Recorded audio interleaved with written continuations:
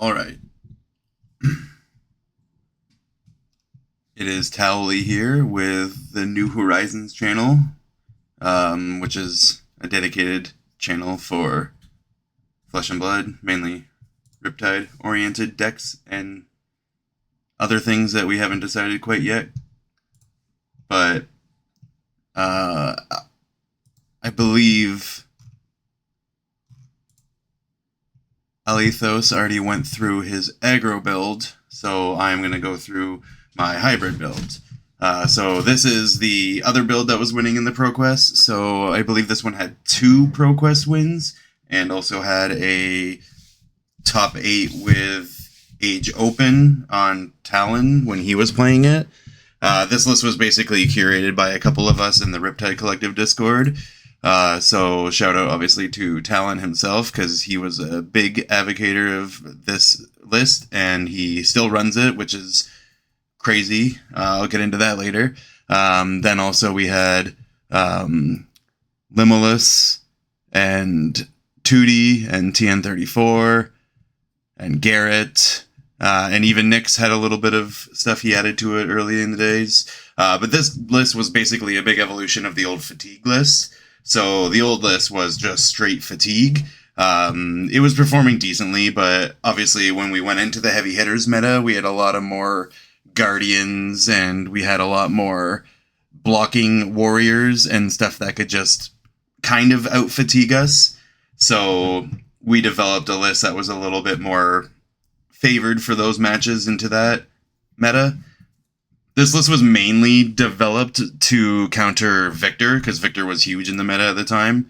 So basically, we were just losing consistently into Victor, and all they did was just swing hammer pretty much, and it was very annoying. So we thought, how do we beat that? And we figured out the way to do it is stacking Go again, doing combo big turns while still pressuring them with the traps and the blocking, and then outvaluing them with cards late game when we can recount so many more cards than them with quivers and remembrances. So I'm basically just going to go through a bunch of the cards and what we chose, why we chose it, and what it's good into. So yeah, obviously Bullseye Bracers, that'll be our starting point. So the reason we did Bullseyes instead of any blocking, this set actually used to be, I believe they were running Iron Raw Gauntlet or Iron Hide Gauntlet, the one that you pay to. I forget which one is which. But I decided to settle on Bullseye's Bracers. Took me a long time to convince Talon on this one, but it's great pairing with Boltyn Shot and also Endless Arrow. So if you can basically load Dreadbore, Boltyn Shot, and they block it out, you can then Bullseye in anything else. So you're basically getting a for sure 2 attacks off in that turn. Really good for late game, really good for that end game combo, especially if you have a Codex in hand and you can plan some crazy stuff around that. Then we have, obviously, Dreadbore. So this is like the all-star of this deck. So basically the big thing this does is defense reactions cannot be played from hand during the chain link against arrows. So essentially this will make blocking extremely awkward for those decks that have those D-reacts and that rely on those D-reacts. So that's just insane value this card gets over time. It's funny too, because most of the time a lot of new players won't even see the value in this, because you don't know what your opponent has unless you're playing in person and they tell you. So a lot of people want to switch to Death Dealer or something else, but like we are strong on this card, and I don't think in this build this should ever be anything else unless a new bow comes out one day. The headpiece is interesting, New Horizons. So we originally were running, I think we were running Skullcap first. Not Skullcap, sorry. Oh no, yeah, it is Skullcap. Yeah, we were running Skullcap first. This was just to help with the extra block and the fatigue matches and stuff like that. But then we switched over to Balance when Heavy Hitters came out, and we were mainly running this into pretty much everyone just because we didn't have the space to include 2 headpieces. But essentially we were running this mainly for KO and ninjas just to stop their big turns and to help us block more and do more trap damage on those turns. But we eventually settled on New Horizon. I know it seems kind of counterintuitive to run that in a slower build, but the main reason for this is A lot of heroes in the game are essentially able to arsenal power cards and sit on them for a while. They can just sit on Art of War, they can sit on other cards. They don't need the arsenal spot like a ranger does in order to do attacks. So my logic was, like, we need to sit on our power arrows, and we need to save these, otherwise they're just getting blocked out. So New Horizons allows us to load one of these battering bolts, Murky Water now, Remorseless, any of these power arrows, even Endless Shot or Endless Arrow.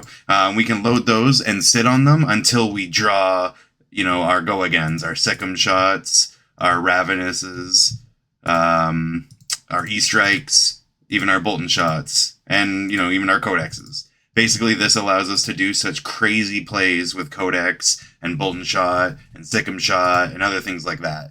This is mainly the key to how we are winning that Guardian matchup. We essentially will load something that's really detrimental to the Guardian that they have to block, especially Victor. And if you've ever played Victor, you'll know that Victor basically needs a 2-card hand to do anything on his turn, except for swing his hammer, in which case he just needs 1 blue. But if you can pressure enough to take those cards away and still leak damage, like, you are going to do really good in that matchup. So New Horizons, to load a battering bolt and sit on it, and then, have an Arsenal Sikkim Shot, shoot it, draw a Ravenous with a Codex of Frailty, play the Ravenous, play the Codex of Frailty, get another Sikkim Shot or Ravenous back, and then just throw the battering bolt. I know it sounds like that's like the dream to get that, but you're basically pitch stacking those so you can do that. You pitch stack a Ravenous with a Sikkim Shot, with a Codex, and a blue. And you're essentially going to be able to do something like that. The next one is Perch Grapplers. I'll be honest, we're just basically running this for the 2-block.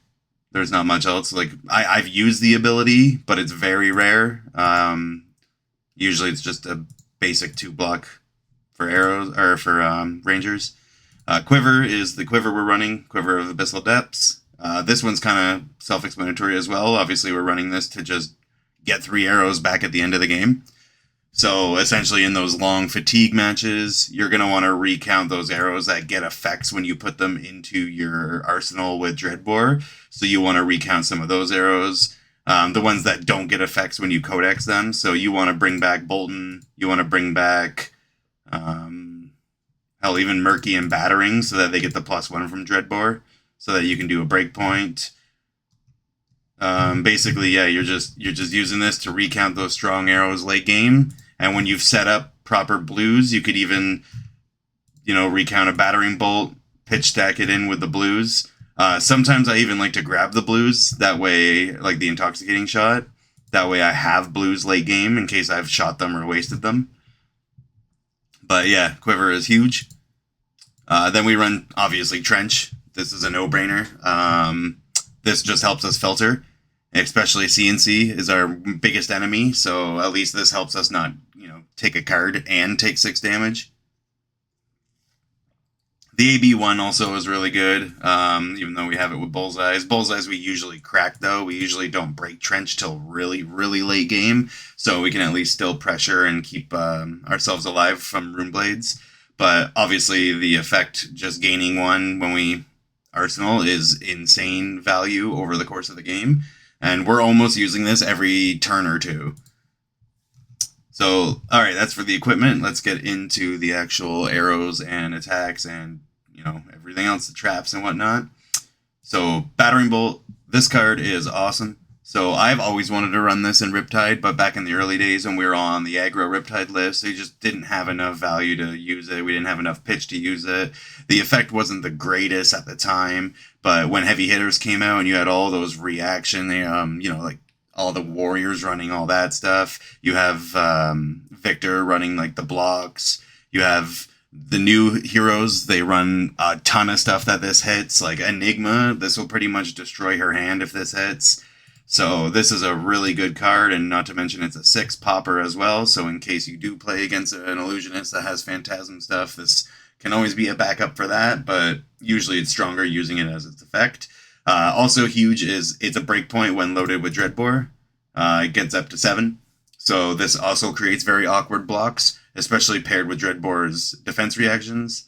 This card is just absolutely insane, and when it hits, it feels so good.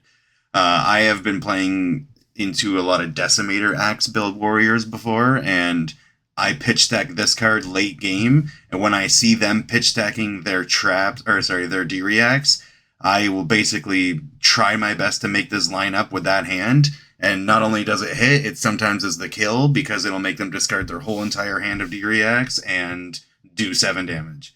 That is just insane value when that happens. Next card, Boltyn Shot. So I already explained a little bit about this, why we run this with Bullseye Bracers and Horizon. It's just good value. It's just go again. So even if they full block it and you don't have a way to load again, it's really good to send a CNC right after or an E-Strike. It's just, good value, good solid card. Pretty much nothing bad to say about this card. It blocks 3 as well, so in a pinch, if you can't get it, it's really good. The only bad thing about this card, I guess I would say, is if you're forced to Arsenal it, if you draw it off of the Ponder from Codex. That kind of sucks if you don't draw the buff with it, but you can just trench it away and have it come later, so it's ultimately not that big of a deal. Then, obviously, Command and Conquer. Nothing to say. Everyone runs this card. This card is just insane. This card is overtuned. This card is ridiculous. This card will win you games. Endless Arrow. So this card is actually one of our best arrows. The reason why is because obviously we can lose all of our arrows. We can lose all of our attacks. So if we pitch one of these late game or quiver in one of these, we are super secure if we're running so low on cards that they can't afford to block, because this just means we're going to endlessly come in with this, especially if you're playing the fatigue game. If you know they have no ability to block this and it is the end of the game, this is your winning condition. This is the card that's going to keep recycling so that you can keep pressuring. I've had, games against Victor, Decimator, Bravo, other fatigue heroes, where this is the last card I have in my deck with a blue. So essentially all I can do every turn is just pitch the blue, load endless, shoot it, and then they have no cards left. They just have to keep taking it till they die. So yeah, sometimes it feels like those Decimator games, you're not going to win when you're at like a 20 life difference. But if they have like a couple cards left and you strip all those cards and you end with this, you're good. You're just basically going to slowly kill them every game. Or every turn, sorry. Alright, Endless Strike, or Enlightened Strike, I mean. Obviously, yeah, this is another good card like Command and Conquer. This card, we mainly use it for its +2 effect, just for the breakpoint and leaking damage. A lot of people don't block this. But if we have a good turn where we can use the go again into, like, let's say a Remorseless or even a Command and Conquer, like, if we can do other cool stuff with it, we usually will, just because, again, if someone sees this coming at them for 5 go again, it's usually never a block because it doesn't have an on-hit, so people just take it. So this is just a really good solid card for leaking 5 or even 7. I've used it for the draw card effect every now and then, but it's very rare that I'll use it for that. If I'm against someone who plays a Codex and I have no arsenal at the end of my turn, maybe I'll do that, only because then I can stop the Codex from, being annoying and giving me the disruption. But normally a lot of the time when we draw traps and stuff, we're able to play traps and load our arsenal as well, so it ultimately doesn't really make a difference for that. But sometimes you might want to have a 5-card hand, but usually it's the 2 effects at the bottom there that we go for. Frailty Trap, just good old solid trap. This triggers on almost every hero in the game. This trap has been insane into the warrior meta. Now going into, like, obviously the Enigma, it's going to be really big into her because everything she does is a weapon with go again, essentially. So this is just going to be a solid trap in the foreseeable future. I can't really see this ever being a not auto include for these types of builds. Unless we have like crazy traps later down the line, this will always be in this deck. Inertia Trap, this same goes for this. So many heroes trigger this now. All the new heroes trigger this, so you can play this on Enigma weapons. You can play this on, obviously, New, because she's going to be doing reactions. This is just a solid card into most of the meta right now. Really good into Warrior. Really good into Guardian as well if they're running Titan's Fist. This is just a solid trap. Basically, the only people that this isn't good into are... actually, yeah, like this is pretty much usable into everyone nowadays. pretty much everyone's running buffs or whatever not.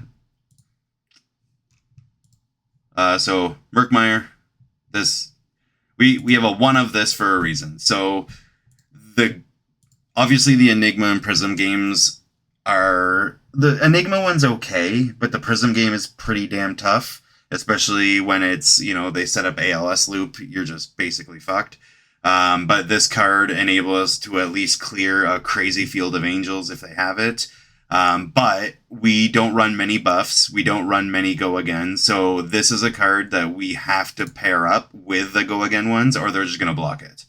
So you either load this face up and sit on it until you have a wild turn, or you surprise it with Codex of Frailty. So the main reason we have the 1 is because it is mainly a Codex target for those decks, and I don't want it clogging up the rest of the space for other heroes, considering, there's only 2 major illusionists in the game right now that are going to be, anything to focus on, and it mainly will be for them. I mean, everyone else, it's just a 4 or a 5 raw damage with Dreadbore, or a block 3, but it is just insane into the Enigma match. If you can line it up, like I said, with Codex and go-agains, you are going to clear their whole entire field, because they're most likely going to try and block you out with like Sikkim shots and Boltyn shots, just because, they want to save some of their strong auras.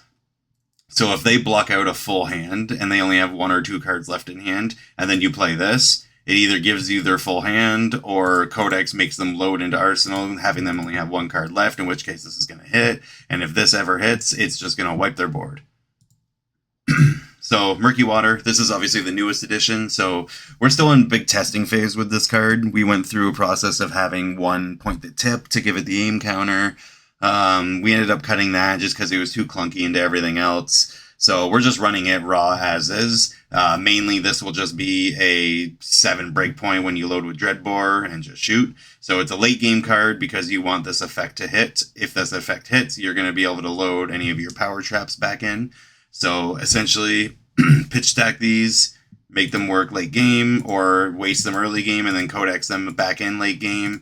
Or, you can quiver them back in, or Remembrance, or anything like that. But basically, these are your key for end game, these and Battering Bolt, because they're such powerful attacks with powerful effects. Pre-med, this is the only buff we run.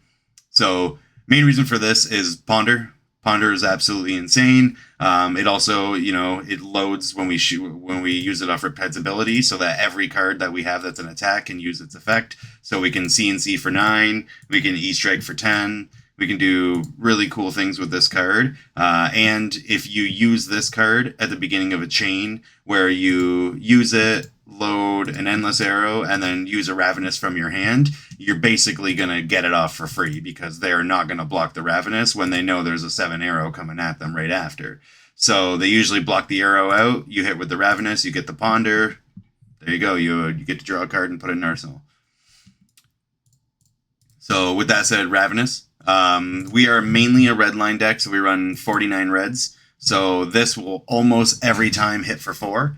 It's just a solid breakpoint for go again. This is just a really good card, and on top of everything else, it loads with Riptide's ability, so it's a solid, 2-card hand. You're coming in for 8 usually with Endless and Ravenous, or any of the other 0-cost arrows. Even Boltyn if you have to, but I wouldn't recommend wasting it on that. But if you have to, it's just a good solid go again card. Remorseless, so this is an insane card into every match. The reason why is because into your fatigue matches, you get the D-Reacts, can't be played from hand, or Arsenal, with the pairing with this and Dreadbore. And then into the aggro matches, it's got the on-hit, which is beautiful. The on-hit just basically makes them lose 1 life every time they play an action card. So against Ninja, if a Ninja's stupid enough to let this hit, and then they combo off, they're basically taking anywhere from 10 to 13 damage from this card. Same with KO. And then, the slower defense reaction type builds, they basically have to block this in a very awkward way, where if they block this, it's basically going to force them to have nothing left but D-Reacts, and they essentially have to pass or pitch to weapon. Sedation Shot, so this one was a flex pick for a while. We were flipping between this and Infecting and a couple other arrows like Sleep Dart, Fatigue Shot, whatnot. We ultimately settled on Sedation Shot, just because, again, everyone's sitting on those power cards in Arsenal. If this hits, it basically forces them to use that power card, or they're going to lose it, and then they have an unoptimal power turn. Or if this hits, then they don't get that Arsenal for the next turn if they have a power card in hand that they want to Arsenal. Or they just block it out and it gives us 2 cards. So a lot of stuff you'll see in this deck too will rely on that 1 for 2 card trade, just because it gives us card advantage over time. So a lot of these breakpoints are must block on hits that give us 2 cards.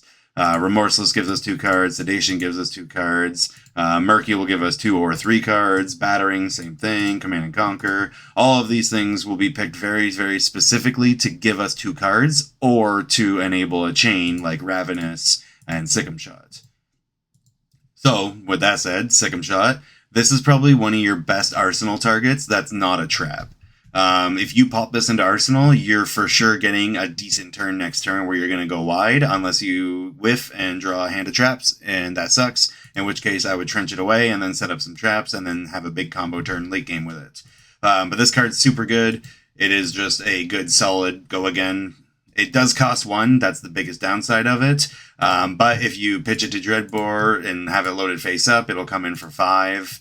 If you combo it with Codex and other things, you can do some pretty nuts turns. It's just a good old solid card. It took us a while to actually even think of adding this card. I was looking through all the Ranger cards pretty much every day while we were figuring out what to build.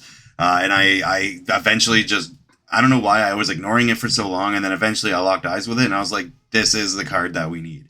This card is so good when you Arsenal it, and you basically just sit on it for a bit. If you have this loaded face up with New Horizon, you can just enable so much scary stuff late game. Sink Blow, so, typical, just solid good card again. 4 block, filter a card in hand. This is really good for the turns where you only have a Sick'em Shot. You can get something else so you can, go wider. Or if you have an all trap hand, or if, you just need to filter something else out. If you have all crew traps in your hand, this card's just solid. Take Cover, so this is a really good card as well. Basically, the reload ability is huge. If you plop this into Arsenal and you draw a hand of crew traps, you're able to reload, giving you the crew trap in Arsenal and then letting you, double the triple trap turn.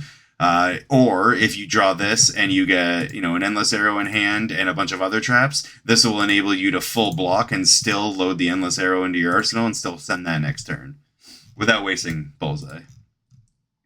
Tripwire, so this card is absolutely cracked as well. So I don't know if many people know this, but this effect was errated a while ago, and it actually affects crush effects now, and it affects basically any on hits essentially. This like anything when it hits. So this is just an absolute crazy ability. If you play this against a Bravo who's wasted his whole hand to dominate Send Crippling Crush, and you just block with this, he basically just loses that effect, and then you are just laughing because you'll take damage, yeah, but you blocked it out, he'll take 1, and the effect is null. So that is a solid good card, especially in this meta with a lot of on-hits. It's solid into New, solid into any Assassin. It's solid into pretty much any hero that has an on-hit, except for CNC, obviously. Boulder Trap, so we put this in originally in the big Warrior meta after Heavy Hitters, just because, again, Warrior Fridge, Guardian Fridge, this will trigger on every Titan's Fist, this will trigger on every Warrior. This is just a solid card. Essentially, it blocks 3, pings 1, and the -1 counter essentially does a 5-point value. This is an absolutely good card into those heroes. If you're not playing anyone who triggers it, it's essentially just a blue block 3, a yellow block 3, which is fine. It'll enable, pitch turns. It'll enable blocking for 3 anyway. So just a solid all-around card. Codex of Frailty. So, what can we say about this card that hasn't been said already? This card is busted. This card enables everything that Ranger does nowadays. That is insane. This card is absolutely busted. This card is broken into any Ranger build, even Assassins. This card is insane value. You will run this into every single hero. You'll run this into every Ranger build in the foreseeable future as well. So a lot of people ask what's like a card they should invest in that's expensive first. my go-to is always Codex of Frailty. The power turns you get from this card are insane and unmatched. Pendulum Trap. So we run 2 of these right now. This is a flex spot. We don't know really what else to put in it for now. It was really good in the heavy hitter meta, again, because obviously, it affected all the warriors. But I don't know if the warriors are dying off or backing up right now because of, Enigma and all that stuff. So we'll see how that goes in the future. But as of right now, I'll still run it just because it really helps with the plan of fatiguing and getting rid of power cards and doing that kind of stuff into those decks. A lot of the decks that have reactions are decks that can also try to fatigue us, like Kasai, Dory, not Boltyn so much, but he could if he focused on it, and any of the assassins. So this is a really good card for those heroes because it'll take away 2 cards from them, and it'll block out their reacts when they use them. If not, it's just a yellow block 3, again, which is fine value. Pitfall Trap. So this card is obviously crazy good value when you get it off. If you can get this ability off, this is a 3 damage. Like these are power traps. Most heroes have power turns when they are aggressive. We can set up power defensive turns. I have killed a Bravo once when he had 9 health left and I had 2 health left. He sent a dominated card at me. I take cover into Pitfall Trap, it was another Boulder Trap, and into, I forget what else it was. I think it was Spike Pigs. I think he tried to pummel it. But basically, I did insane value on it, and it's insane, this card. Especially if you arsenal this, and you draw take cover with another Pitfall, you are able to Pitfall, take cover, load Pitfall, Pitfall, and if they can't pay for either of them, you're going to do 6 damage. Like, that is just insane. We can basically KO people with this card. Tar Pit Trap. So this card is absolutely insane as well. If you play this basically on any ninja, you are denying almost their whole turn. If you play this on a Katsu, it'll null his ability, it'll null the mask, it'll null any of those effects that give them that on hit. And the good thing about this too is the way Katsu's ability reads is it's the first attack that hits. So he can't use his effect the whole entire turn if you block with this. Like, it is absolutely insane value in Katsu. This is such a good card when it hits any go-agains. I've once basically had a Fi will swing his something with go again. I'll play this, full block it out, and then he'll CNC, not realizing CNC won't hit and won't do anything because of this. This card is so good. Buzzsaw Trap, so we're getting into the legendary specialization trap. So obviously these are all good for the very obvious reasons to why they're good. They're all really good into their specific heroes that they're good into. So obviously Buzzsaw Trap literally is a 1-card shutdown Dory. This is a great card into a lot of the new heroes as well. Again, like with new, this single-handedly will shut down those Bonds of Agony turns. This will shut down and take away so many cards from new, just because she'll load up all those reactions and then you just respond with this at the end. Also into Enigma, this is pretty good. If you're playing into Phantom Tide Maw, this will not only make Phantom Tide Maw 0, but if they don't have anything else, it'll also pop it, so it's a win-win. Collapsing Trap, same thing goes for this when it comes into the heroes it's good for. So against ninjas, against assassins, this will just wipe their hand. It's so good when it does it, especially if they're planning a massive turn. This is such a good power card that this never feels bad to play. Infecting Shot, this is one of the weird blues that we included recently, just because when Murky came out, we needed to up our blue count a little bit.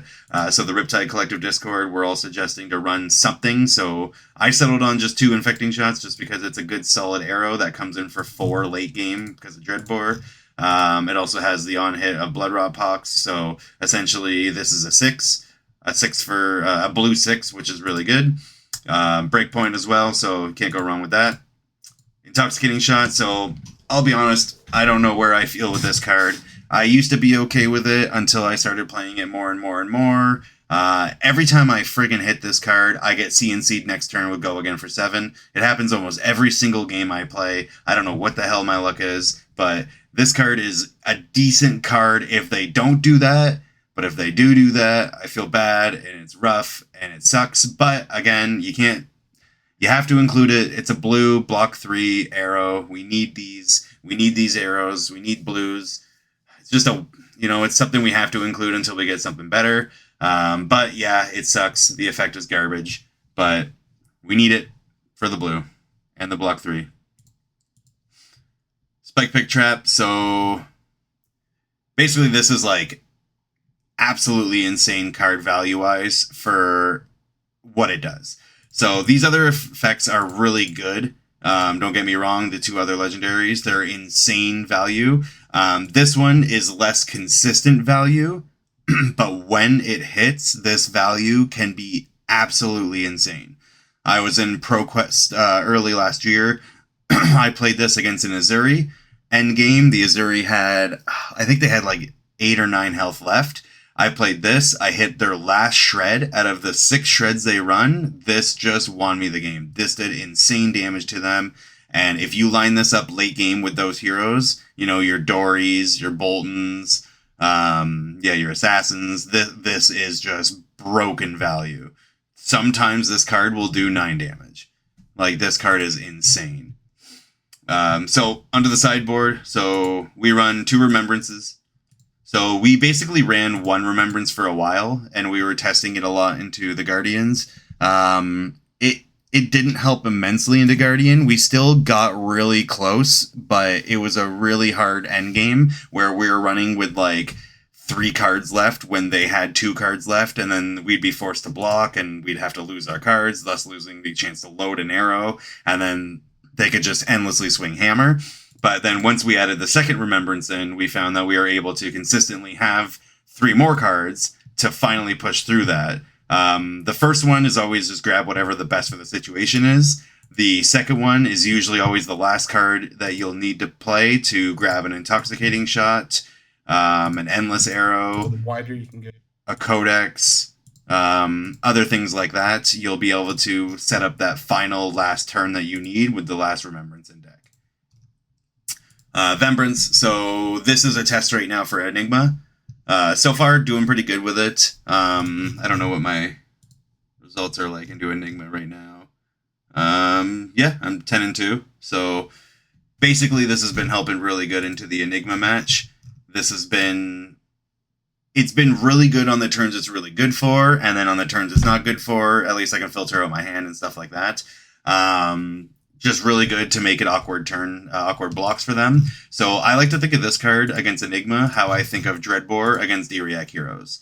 So you won't really see the effect of it and the quality that really what you're getting value-wise out of these cards until you're post game and you're playing in real life and they tell you like, oh, that really messed up my blocks.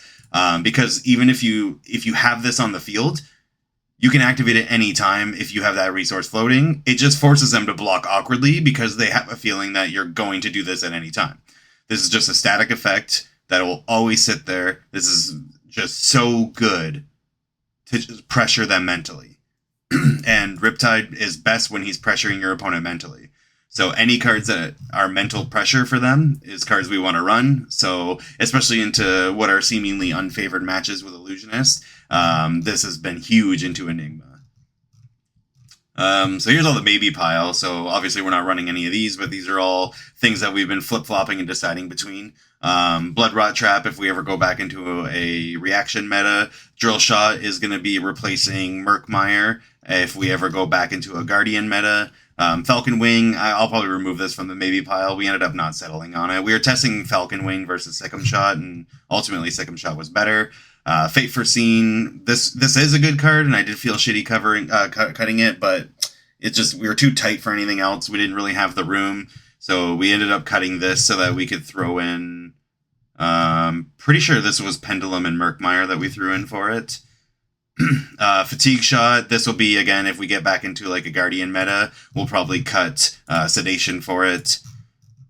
Hamstring, I don't know where I sit with this card. Like, it's good when it's good, but like not many people are Redline anymore, and the ones that are, we're pretty much favored into anyway, so it's fine. Headshot, we had this in as a breakpoint 7, but we cut it for Murky, so we don't need it anymore because Murky does the same thing for a little bit better because of its effect. Headshot was also just a really awkward card when you had to arsenal it, or when you use Codex, you never want to grab this because its effect is pretty garbage when it's just a 1 for 4. Heatseeker, so this is a really good card and I want to play it, but I find in our build it's just not the greatest because we usually just hit another trap with it and it's a face-up trap, so sometimes it'll be awkward and it could actually, make us waste that trap because the opponent will see that trap, they won't want to trigger it.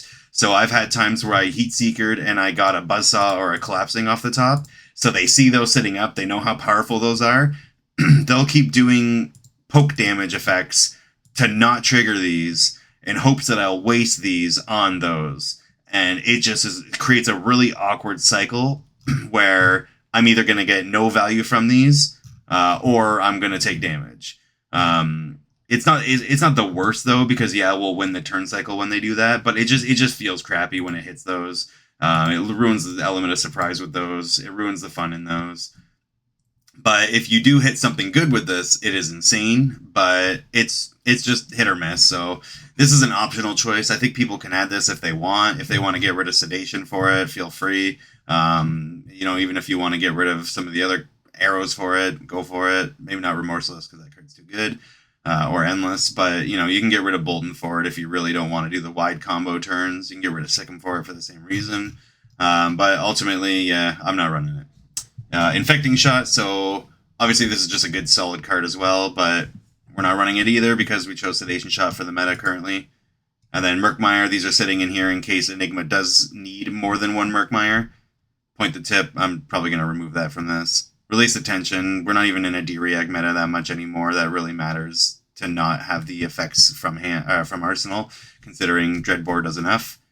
Searing Shot is actually like a really solid Codex target, though. If you can get this into Codex, it's really good late game. So if I wasn't in an Enigma world, I would not run Murkmire. I would run Searing Shot, one of these, because it is super good. Seek and Destroy, this is a really good buff too, but Pre-Med just beats it out. I don't want to have too many 2-blocks in there, so we don't run that. Sleep Dart, this is actually like really good into this meta, so if I end up testing a lot more into this meta and I'm struggling, I probably will include Sleep Dart over Sedation Shot for now. It just shuts down every one of the new heroes. It shuts down their big blow-up turns. It shuts down a lot of other heroes. This can single-handedly kill Levia. This is just a good, solid card right now. Virulent Touch, so I know some of the Riptide Collective guys are still on this. I'm torn on it. Like, I was running it for a bit. It really helped with the Victor match, but like I took it out and it ultimately was still winning against Victor, so I didn't really need it. So that's why I ended up cutting it for something else, because again, 2-blocks sucks. Then the others are Pendulum Trap. We just have one extra of in case we need to throw it back in. We'll probably remove might even remove like a Tripwire for it eventually if I need it, if new becomes very difficult. Sedation Shot yellow. Talon was running these for more resources. I ended up cutting them and putting in the reds, just because I like the 1 extra damage, especially nowadays with all the new heroes running those battle-worn common equipments. They can easily block this out, so I don't want to, I want to have an awkward breakpoint. So 6 is the new breakpoint when it comes to armor, and 5 is the breakpoint when it comes to just basic. 4 and 5 are the breakpoints when it comes to basic cards. So I chose the 6 just because I want to have them not waste armor and, I want to have them waste armor, but I'd rather have them force awkward blocks, especially against ninjas and stuff like that. So I went with the red. Rowdy Locals, I know, again, Talon's running this one as well. It is a good card, undeniably. It's just, I didn't like the idea of discarding a card.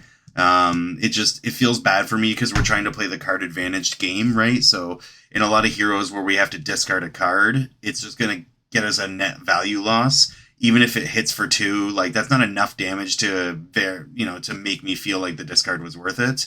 So I'm not going to run this right now. If it ever, Talon's testing in, if it becomes really good, maybe I'll include it. I'll remove maybe the Infecting Blues for it, but ultimately I don't think I want to run this currently. That's basically why we run every card we have and why we do what we do. So my current results right now, I'm running 93% win rate. So obviously it's Talishar win rate, so you can't really, go off these religiously. But I do run into a lot of my friends. I play a lot of times online with other people that I know, so I'm not running into a lot of randoms. Especially when I was testing the Enigma and the Zens, I'm running into people that are decent players, except for the Enigmas, maybe just because Enigma was brand new at the time, and Illusionist is always a hard hero to grasp right when launch happens. But I do know a couple of them were good and were on good builds, so I can strongly say that a couple of those were actual good wins that I felt good about. The loss was actually like brutal. It was basically just because of Restless Coalescence and haze bending. Those two paired together were just detrimental, and every time a trap popped, they basically were able to create a spectral shield, pop the spectral shield to then create another spectral shield, so it just created a really silly loop that I couldn't get out of. That was really frustrating, and it all started because I drew a handful of traps and I could not pressure them, so that sucked. But the wins are pretty solid. One of the big things I can tell people to do is essentially control Enigma turns. So what I mean by that is if Enigma's playing the game that they want to play, they have to get go again and they have to get a buff. So if you have multiple traps in your hand like these, you can essentially play them and control their turn by forcing them to pop all of their ward. If they have 2 or 3 wards out, you can double trap the same ward to pop both their wards and have both trap trigger and have the second ward that they're attacking with be the one that ends their turn because it pops mid-attack. So if you pop it mid-attack, it creates a weird window where there is no attack on the chain, therefore there is no go again, therefore their turn is forcefully ended. So if you can stack up those and, control their turns with that, you might be able to stop a Phantasm Clasm or a Command and Conquer coming in at the end of their turn. So it's really big into that. Sure, they'll arsenal these and maybe send it next turn, but next turn it'll just be it raw. Unless they create more ward, in which case they have to do those first, in which case we could probably do that again and just have them sit on the Command and Conquer and Arsenal. So it's really good to do that.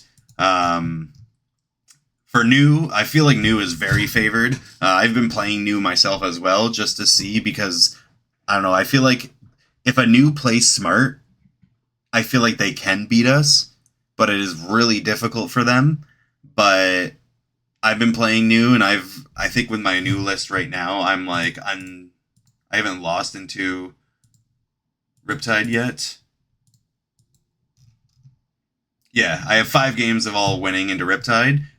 3 of those were aggro, and 2 of them were the hybrid variant. I just know how to play against Riptide. Obviously, I main him, so I know what I'm doing to play around him. But this shows, and this is scary, because I think if enough news take the time to learn Riptide, I feel like it might be a really difficult match eventually when they build towards that.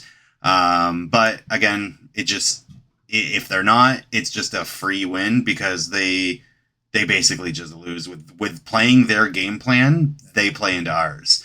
So if they react, we react and we trigger it. So it just feels really good when we can just control the game like that with these 2 heroes.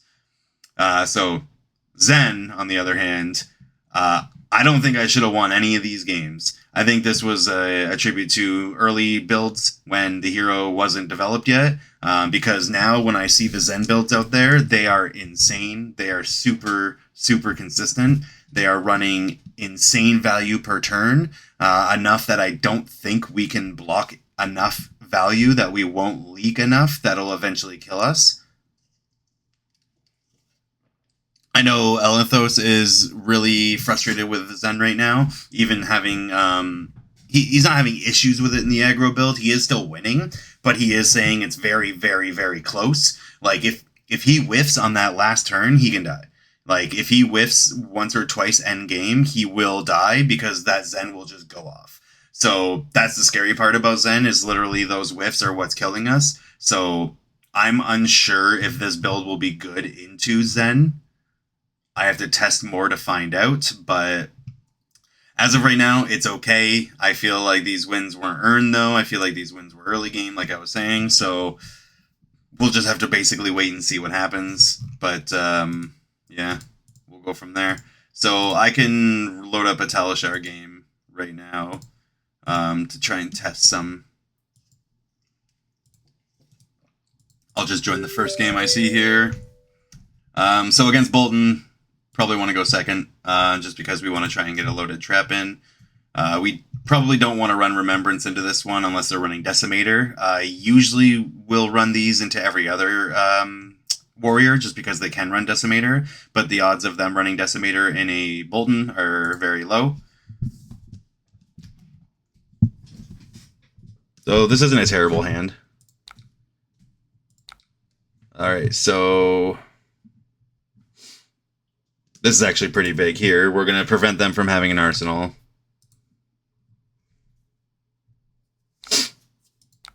We're able to load CNC.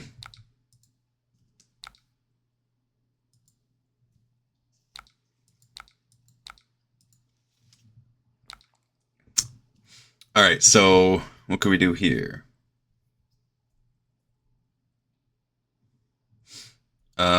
So they don't have an arsenal, so we don't want to waste CNC yet.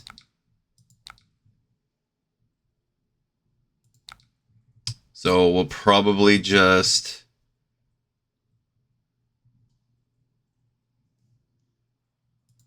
pressure with some damage, I guess. They'll probably just let this hit.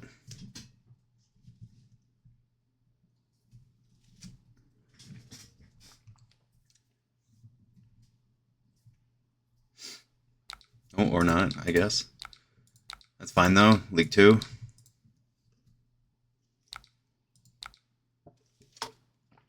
Alright, this is a nuts hand.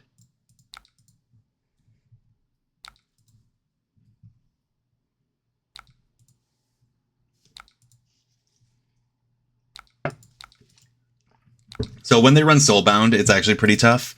They're just going to outvalue us with the trap damage eventually. But that's fine because we will just pressure them as much as possible. Oh, where'd that card go?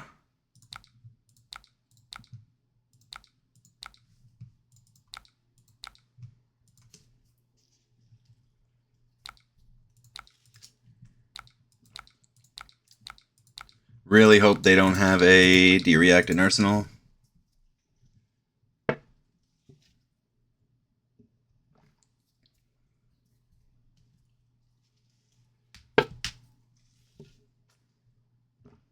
Oh, I love it. Give me an armor. Give me another card or armor. Yes.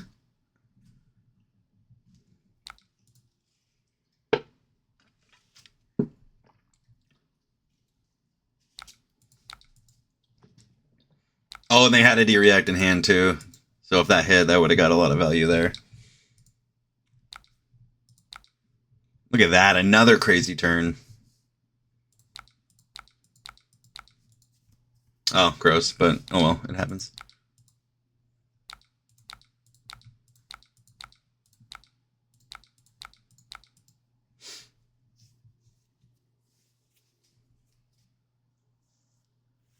And we know they don't have a D-React now because they didn't use it on the last one, so we can just pressure. Look at that, giving me all their armor. Turn 3.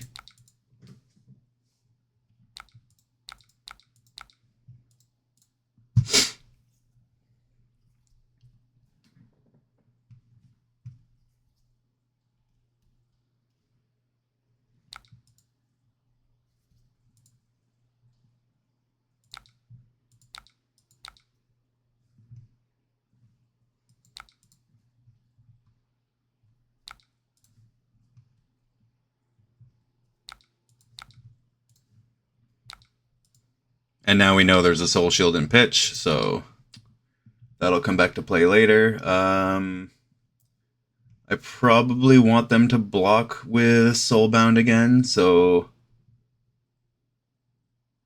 I mean, the Courage doesn't hurt, triggers traps, so I don't care about that.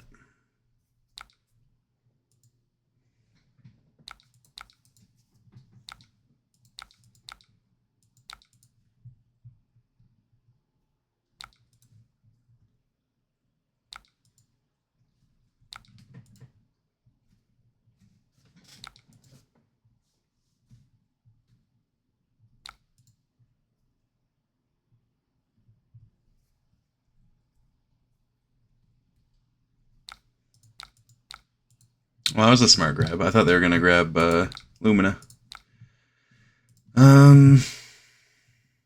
Yeah, fuck it. We block and then send back Murkmire. Oh, I hate that.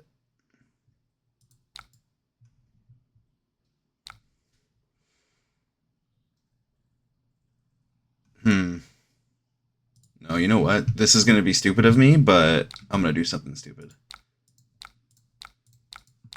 This is dumb, I know it, but I'm trying to deny that Arsenal for later on. I feel like this will be more value against this hero, just because we don't really need the go-agains, so we don't need the wide turns, so I don't really need New Horizon in this match.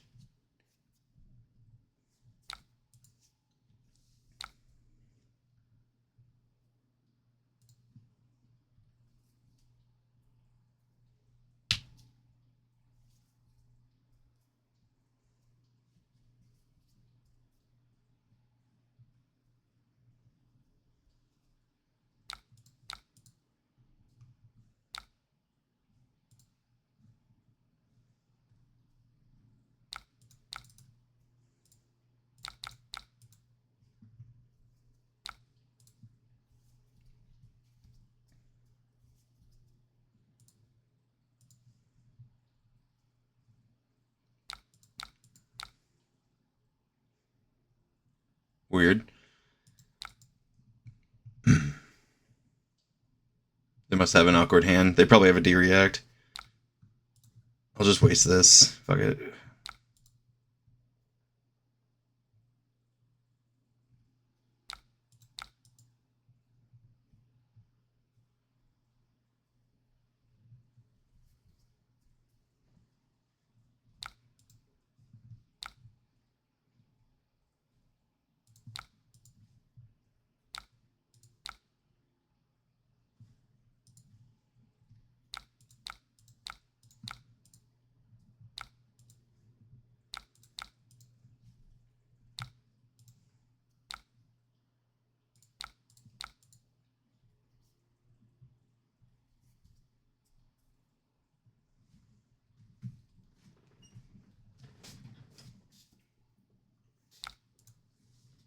Taking on the chin, random.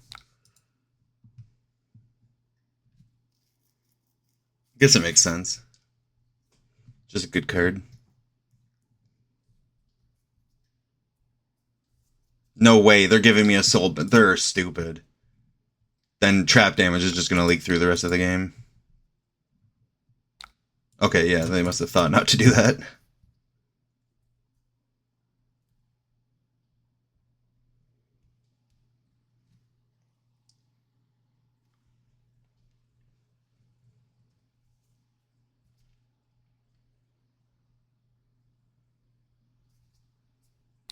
No, they're still doing it. What the hell?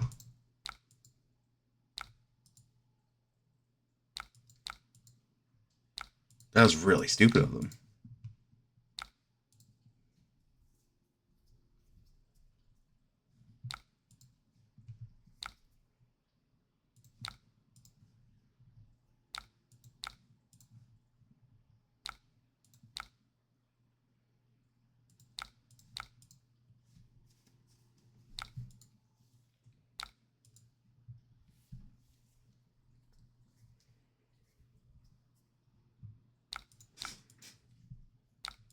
They must be sitting on something they want.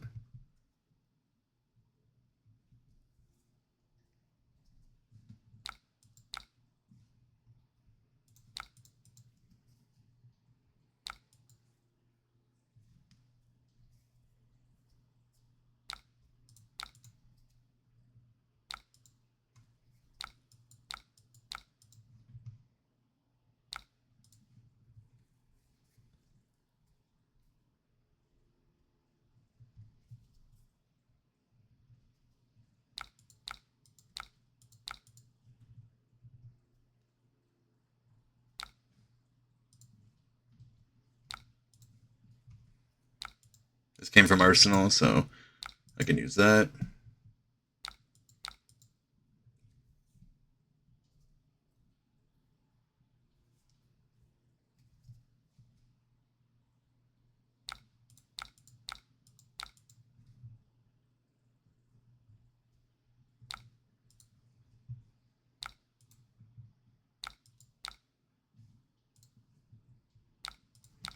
So because they Luminate, I'm going to load Endless Arrow so that I can full block the next one.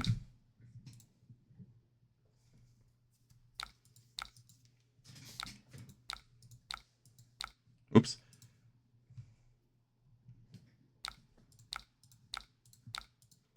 I'm going to take whatever the hell this is, which is fine. The worst case scenario, it's that that one that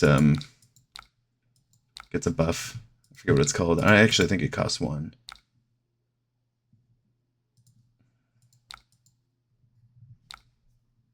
Yeah, Express Lightning. I don't care about that. I have such a big life lead here.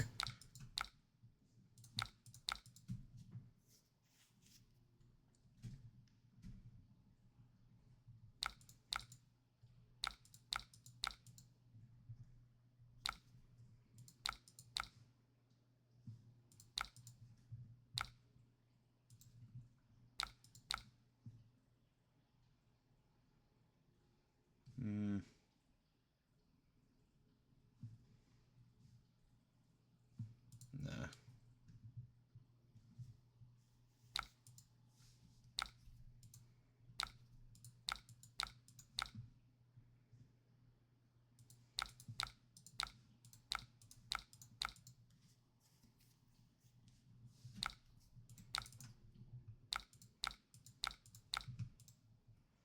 That's another thing too. Sikkim Shot is really good for mind games. A lot of times they won't expect. They'll think if you have a card in hand that it's going to be another another arrow. You break bullseyes and send it in. What did he play? He played that. I do have a solid go again turn. Maybe we take this. See if he plays Lumina.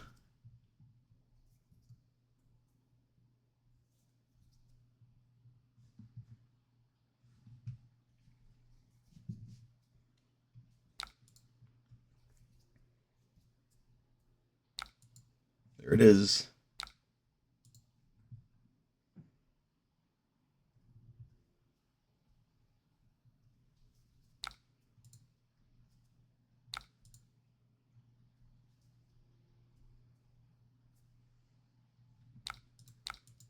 So he'll get the effect here, but he'll gain 1. I don't care.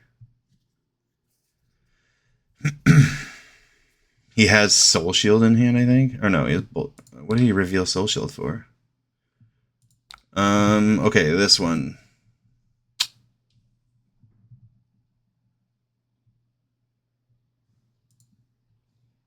I have Endless, so yeah, we block this.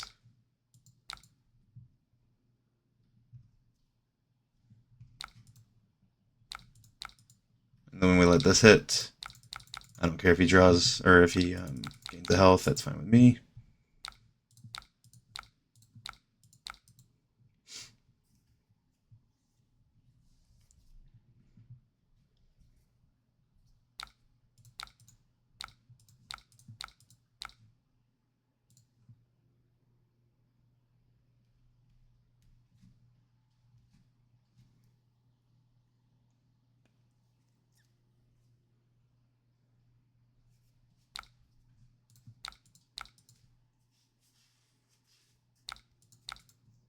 Yep, give me that beacon. I like that.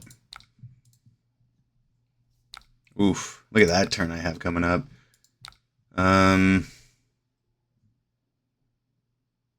Yeah, I almost don't care if this hits. If he doesn't draw a Direct, then we're good. So pre-med, E-Strike, go again.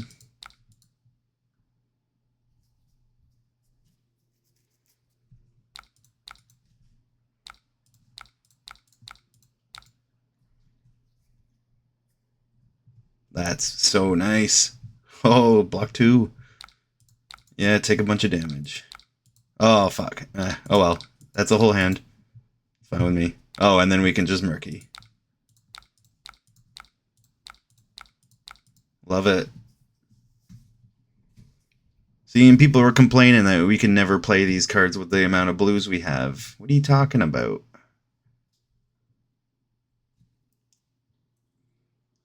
We're also running him out of cards too. So a good thing about Boltyn is usually when he plays Lumina, if you have a significant life lead and it's not a big deal, let the Raiden hit with Lumina. Maybe block a little bit of it and let the little bit hit, just because he's going to mill himself that way.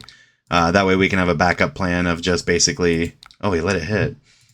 We can have a backup plan of basically just... milling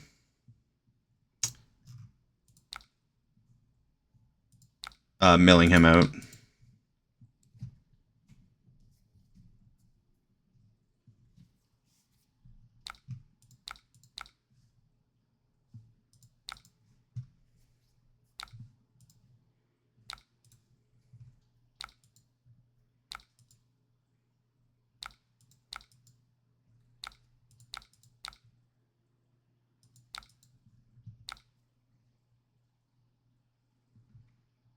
Maybe just do this, fuck it, to get the damage off.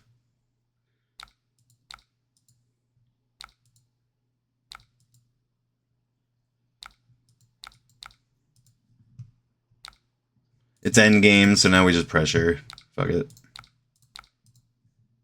Make him think that there's something else coming after this.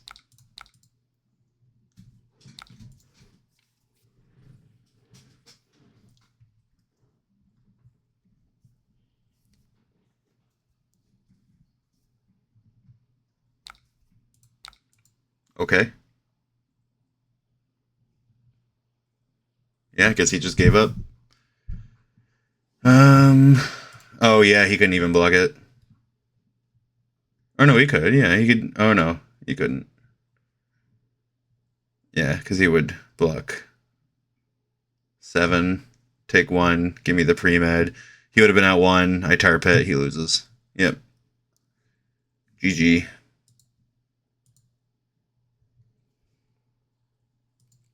Yeah, so we got 12.46 value per turn, which is decent. Yeah, that was a pretty good game. It was pretty easy. Boltyn's kind of easy with this build. He just plays into our game plan because, again, everything triggers our traps. But yeah, essentially that's what the hybrid build is and what it does. So we are working on maybe changing a couple things considering the new meta. So the big thing was going to be that we are considering going away from the go-agains because there's no more Guardian really in the meta. Like, there still is Victors and Bravos, but like, I don't know if they're going to be that big anymore. All the new heroes just crap on them. So we're considering maybe cutting these and going with more breakpoints, you know, throwing headshot back in, maybe fatigue shot, maybe sleep dart for sure, I think is going to come in eventually. All these other things, so we're working on that kind of stuff. If that happens, we'll update everyone and everyone will know about it. But in the meantime, yeah, this is the build we run. This is the build we play. And, I mean, it does pretty good, so let's keep it going. If you guys want any more gameplay as well, I have a bunch more on my channel. I can link it in the description, and I just don't do voiceovers on my channel, but if you want to watch the hybrid build, I have it all the way back to when we were initially doing the hybrid build before it's even current iteration. So you can go back and see the evolution of the deck, see it, you know, playing against all the heroes that I have on my channel. I played against pretty much everyone with it, I'm pretty sure. So go check out that if you want. If not, if you guys want to see more videos of this build, let us know. But yeah, that'll be it for now. So I'll sign off.